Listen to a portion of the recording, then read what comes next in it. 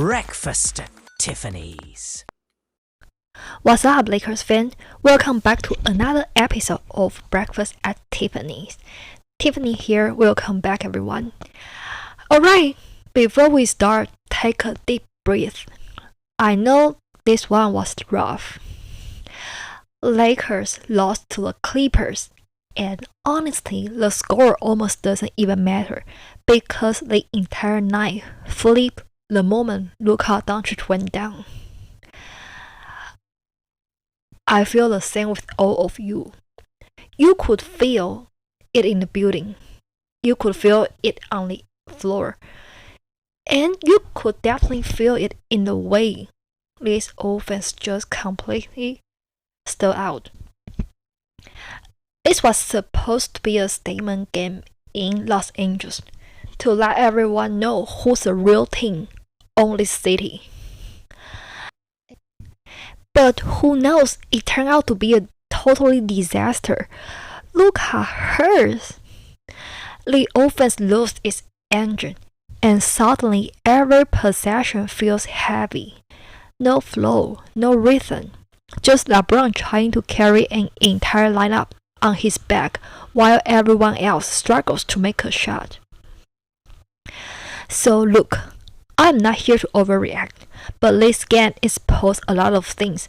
The lack of scoring options, the bench issues, the shooting problems.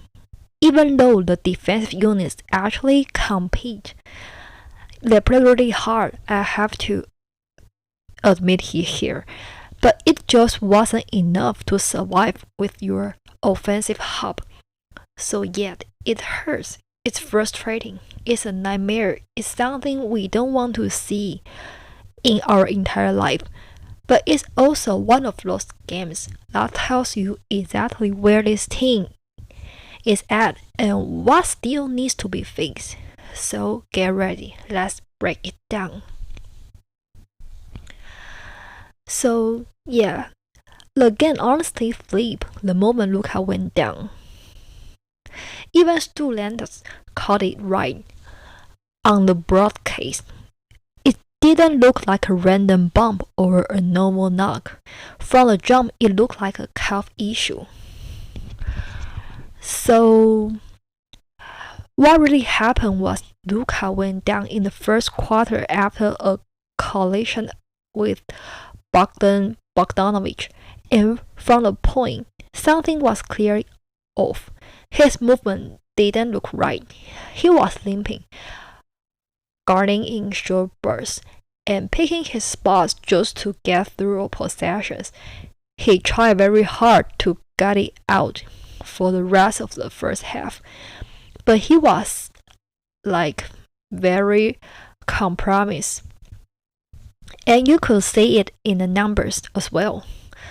So Luka finished with 12 points, 5 rebounds, 2 assists, and 4 turnovers in just 20 minutes. That's not his night. 4 of 13 from the field, 1 of 6 from 3. That is not normal Luka basketball, especially not in a game like this. So at halftime, Luka told JJ Redick he couldn't go anymore. So that's why we got the news.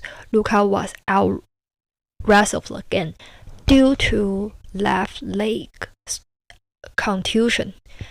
So here, the Lakers gave the information out with his injury is that he's out for the left leg contusion, not a strain. So honestly, we don't really know what really happened there. But yes, like what I have said, something might be calf issue, but might be not. We'll have to wait for the update. So the thing is that the Lakers officially label it a lower left leg contusion. As always, fans can draw their own conclusions. Teams are rarely fully transparent with injuries, especially when it involves a superstar with a history. No one wants to say calf strain out loud right now. But with the way Luka was walking, the way he was moving, and the fact that he shut it down at halftime, this is not something the Lakers can afford to gamble with. Calf injuries are dangerous. Push them too fast and you are flirting with something much worse. So, like Austin Reeves rests for 3 games just because a mild calf issue. They just pay more attention, be more cautious about this kind of issue. And we have all seen how this story goes around the league. Jason Tatum, Tyrese Halliburton, Kevin Durant, Damian Lillard. Calf issues that turn into Achilles disasters. NBA fans are really afraid of these. And what makes this even more concerning is Luka's own history. He had missed significant time before, right? He was dealing with this one when the Lakers acquired him. Yes, the funny thing is here. And it was part of the tension in Dallas. So when this pops up again, it's natural for Lakers fans to feel uneasy. And the timing could not be worse. Luka was leading the league in scoring. He has a phenomenal MVP season. He's definitely a candidate and leading the scorer. And he's already missed 6 games and needs to hit a 65-game threshold to qualify. A real calf issue is nothing we can afford at this moment. For now, all anyone can do is wait and hope the Lakers play this smart, because number 77 is everything to this team. And this season looks very different depending on how this injury shakes out. So after Luka ruled out, this is where the roster construction really stabbed us in face. The Lakers lead the league in starting scoring for a reason. Those 5 guys are basically the offense. Rui, LeBron, Austin, Eden, and Luka Doncic. We are talking close to 80% of the scoring coming from these 5 guys. So the moment you take multiple of them out, the entire offensive rhythm just collapses like this night. We already missed Eden, Austin, and Rui before the game, and Luka left after halftime. At this point, the math just gets ugly. Outside of LeBron, the Lakers shot 19 of 16 from the field and 3 of 31 from 3 against the Clippers. This is really a disaster. That is 32% overall and 10% from deep. And the wild part here is a lot of those looks were clean, because the Clippers were loading up on LeBron, sending extra bodies at him, and daring everyone else to beat them. Unfortunately, nobody did. This is exactly where the lack of depth absolutely kills you. There is no shot creation, no one who can bend a defense, no one who can generate something that in the clock. Everything turns into a swing break or a rush attempt after the defense has already recovered. When LeBron sees or even just gets crowded, the offense completely stalls. And yeah, seeing a 40-year-old LeBron coming off sciatica logging the most minutes in the entire game was not on my bingo card. Outside of him, the Lakers had nothing to offer. It was a rough loss, especially against the Clippers.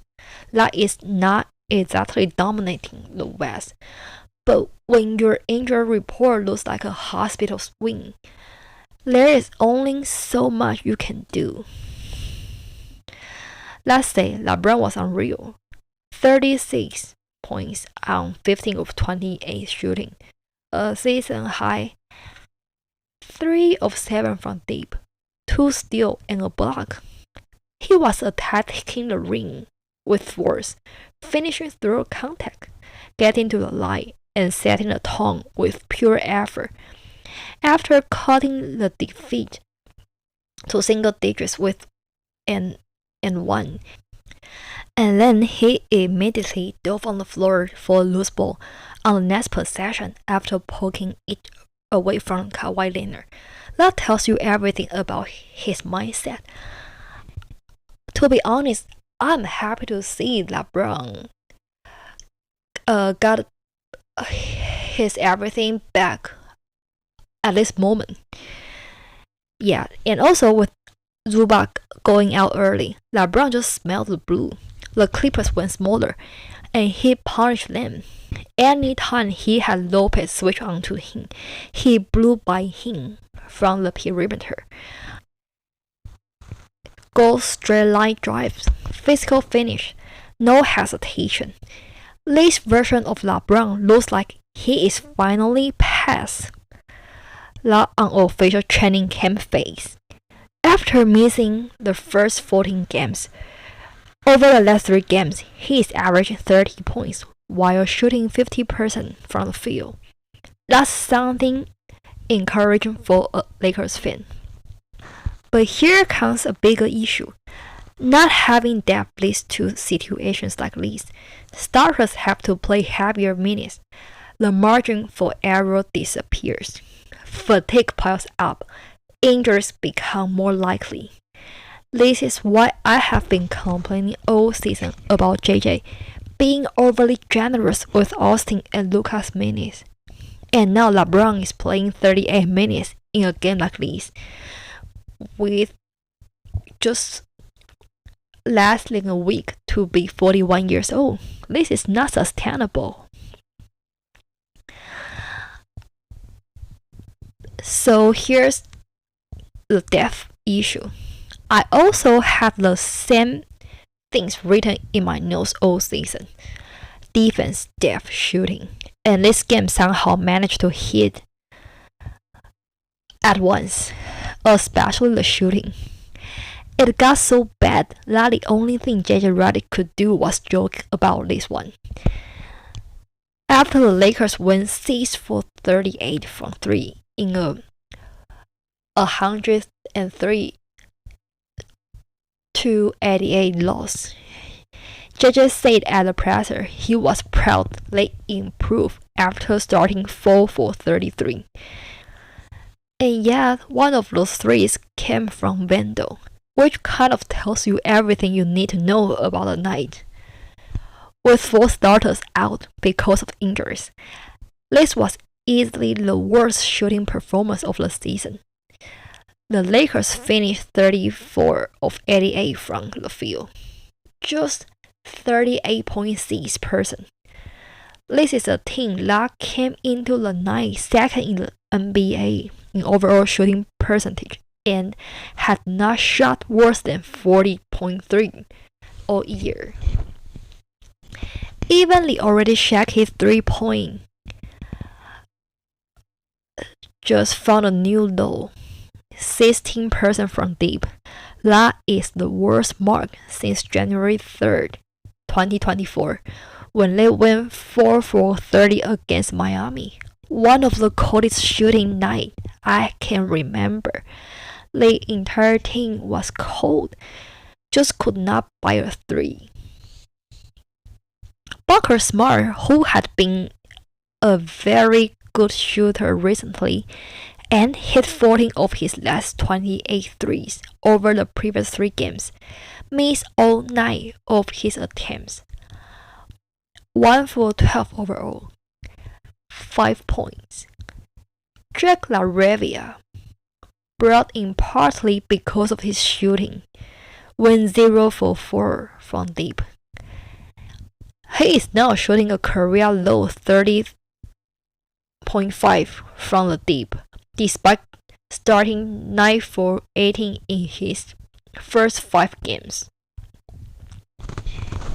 With all this being said, I still want to give Jack his credit. He grabbed 11 rebounds, 7 of them offensive. He brought effort every possession. That's what he did. And he is the only Laker who has played in every single game this season. That matters, especially on a night like this. We are very short-handed. When the shots refused to fall, the Lakers had to survive on what I call effort offense.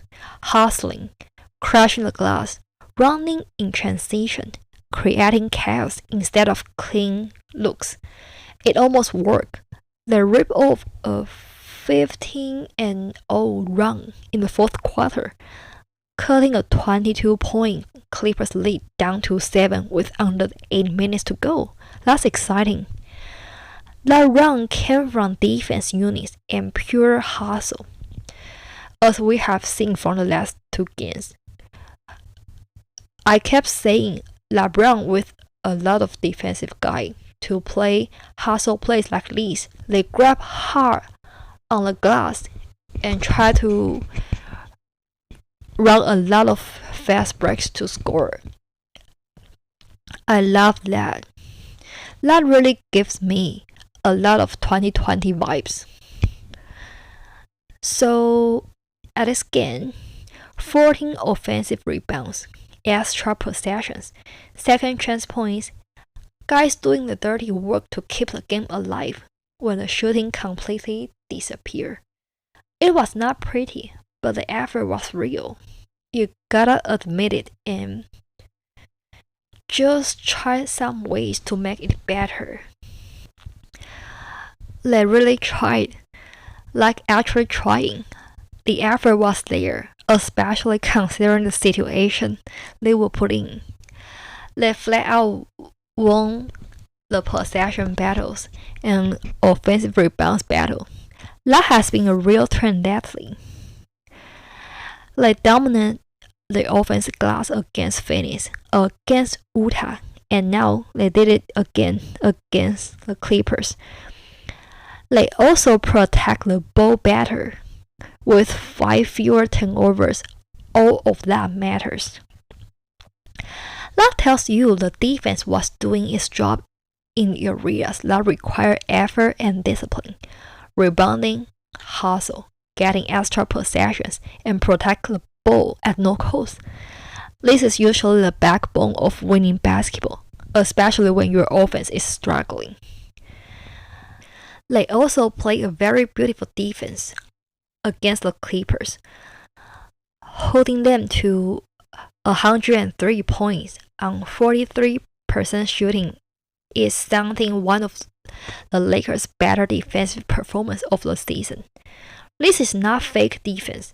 The Clippers finished with the 112th offensive rating, and if you are the Lakers, you absolutely take that. Definitely top 10 defense for a single game. So ball pressure was better, rotations were sharper than they have been in some of these recent games. They stay connected together. They compete. This was not a night where the defense just completely failed. The problem is defense can only carry you so far when the offense is that broken.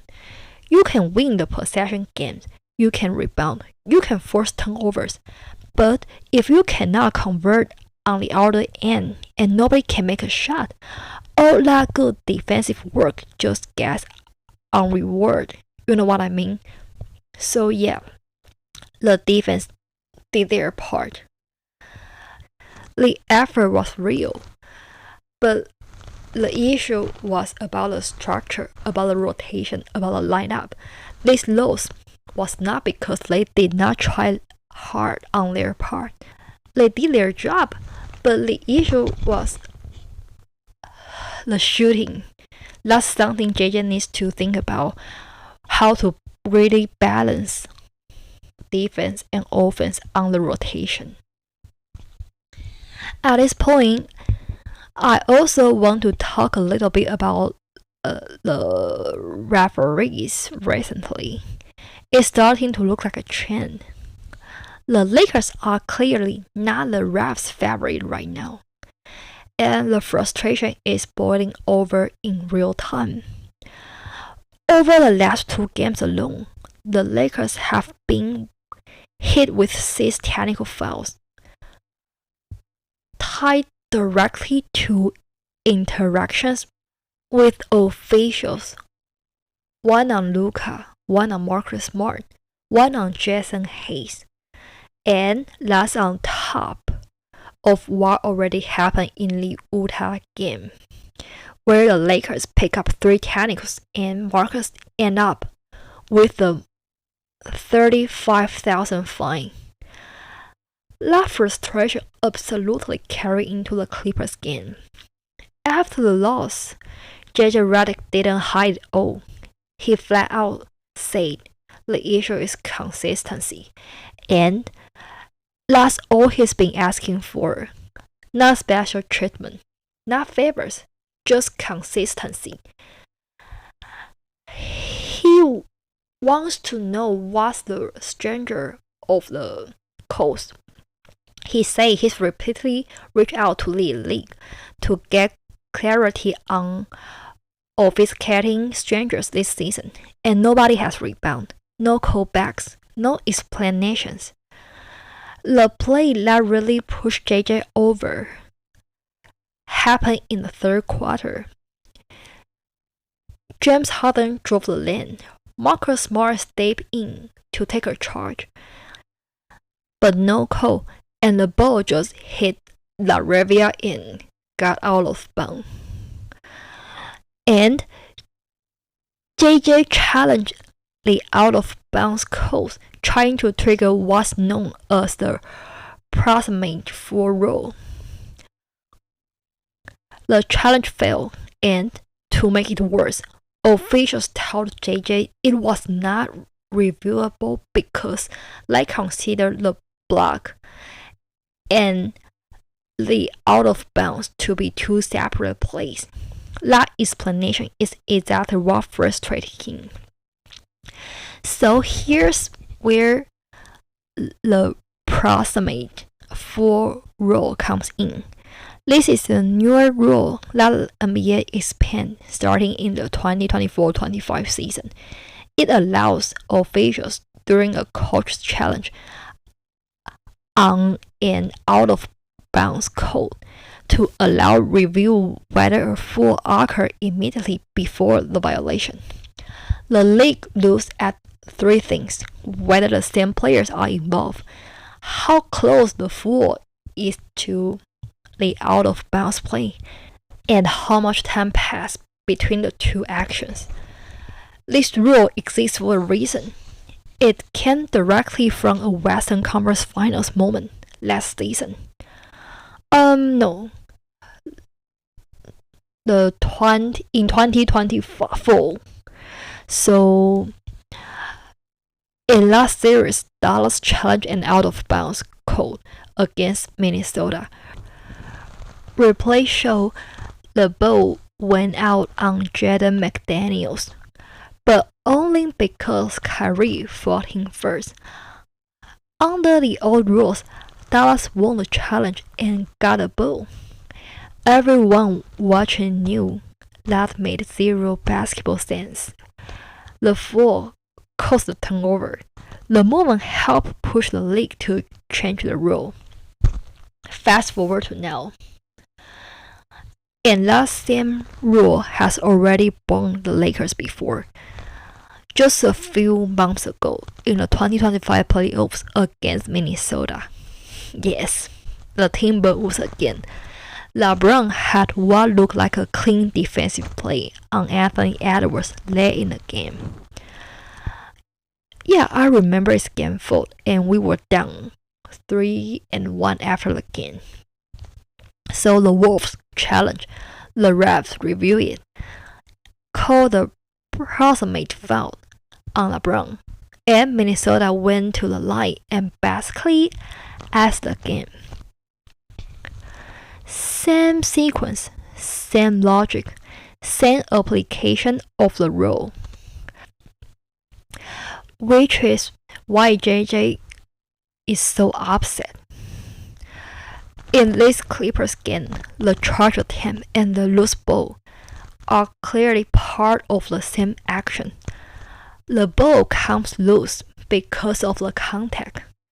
Calling that two separate plays completely defeats the purpose of the proximate 4 rule. That's the call issue, not whether a single call went against the Lakers. It's not the stranger keeps changing depending on the night, the crew, or the situation. Coaches and players need to know how the game is going to be officiated so they can adjust. Right now, nobody knows. And that uncertainty is why tempers are flaring. Technicals are stacking up, and fines are getting handed out. I gotta say it here. If the league wants the players and coaches to buy in, they have to clearly communicate the stranger and actually apply it consistently. Otherwise, nights like these are only going to keep happening. So, yes, what a night. The Lakers are deep in the injury grind again, and games like these just somehow taste the squad how they can adapt on the fly. JJ has to be smart with rotations because it's not just about tactics, it's about who's even available. So far this season, the Lakers have rolled out 16 different starting lineups in just 27 games, mostly because of injuries, not strategy. For context, the healthy starting 5 of Luka, Austin, Rui Hachimura, LeBron, and DeAndre has only seen together for 164 possessions all season.